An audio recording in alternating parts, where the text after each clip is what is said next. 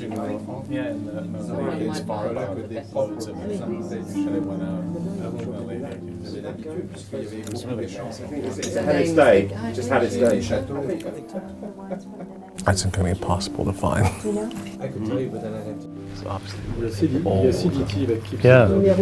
Fresh and clean. Look at the color. It's like rosé. I have a slight preference for wine number 1. I find the first wine to be a bit more intact in a way, even though the second one might be richer. But I quite like the balance of wine number 1.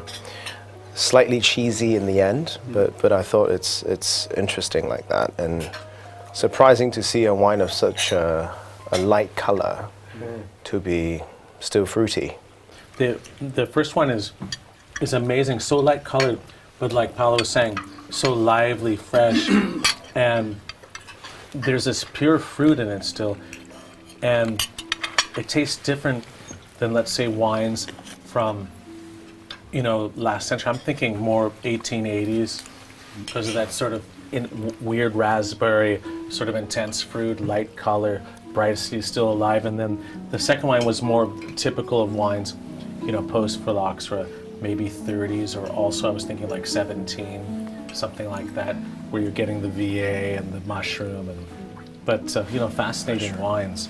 There's been probably 3 generations of winemaking advances before the first one was made.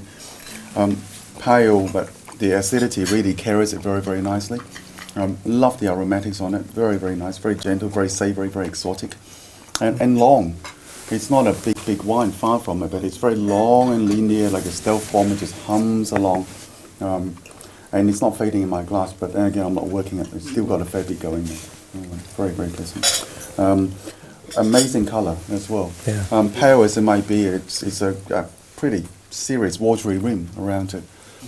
And there's no sediments in mine. I know it's been decanted, but there isn't a fine dust of any sort in it. How old? No idea. Right here. 1893 is vintage number 1, and the second is 1919. 19. Remember we said 17. I think there is a big sort of time tunnel jump. Last 2 and these 2, they're starting to really taste like claret, mature claret. I think that much is that. I think the aromatics are completely different. I like Pain. I like number 3 a lot. I think it's really wonderful, tight and restrained. It's got a lot of discipline. Number 4, I have no problem with volatility.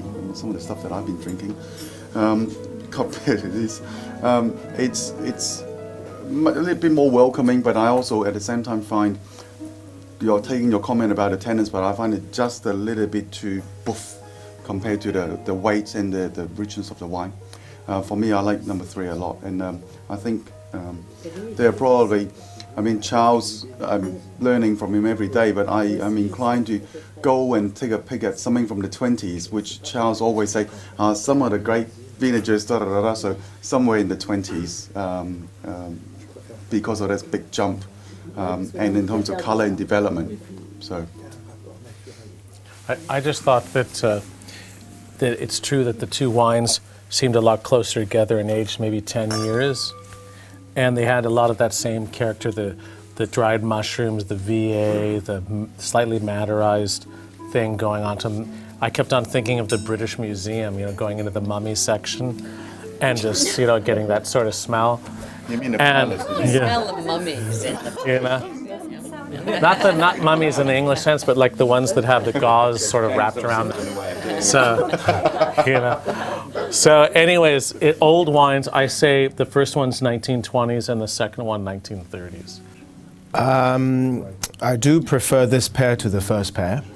I find them to be more pleasurable on the palate. I find them to be more fruity. Number 4 was my favorite. I've consumed both. But 4 for me was a pretty acidic wine, but still I found the pleasure in them. And number 3 for me, that's got too much of that shoe polish and paint character, which I didn't enjoy as much. So I would say that number 4 is a riper year, like most of you have said already. I would put this in the 30s, 34, 37 would be my guess. 3 is not that far away, so plus or minus 10, but 181897, and wine number 4 is 1909. wow, that was a good one.